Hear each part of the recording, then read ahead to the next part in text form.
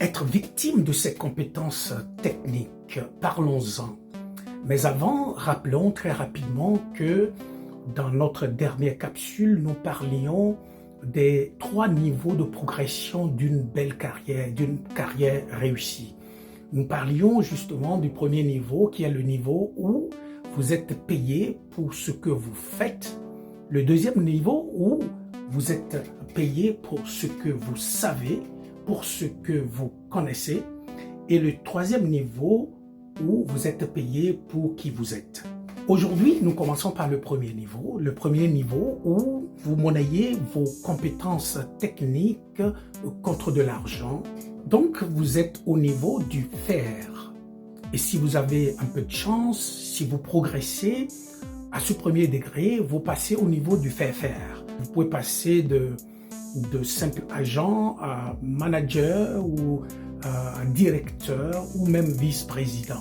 Vous êtes toujours au premier degré. Vous êtes toujours au premier degré où vous monnayez vos compétences techniques contre de l'argent.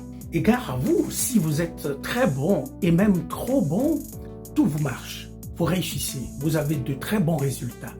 Vous êtes si bon qu'on a envie de vous avoir.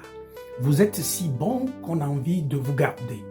Mais c'est justement là où le piège commence par se poser. Vous êtes coincé parce que personne n'a envie de vous promouvoir. Parce qu'on sait que plus vous évoluez, plus vous avez cette progression de manager vers directeur vers vice-président, moins vous travaillez. On a envie d'avoir très peu de gens au niveau du sommet et beaucoup de gens au niveau de la base qui travaillent, qui donnent des résultats. C'est là où, si vous ne développez que vos habiletés techniques, vous risquez d'être bloqué au niveau manager tout au plus. Mais ce n'est pas fini. Même si vous gravissez tous les échelons de ce premier degré, le piège continue.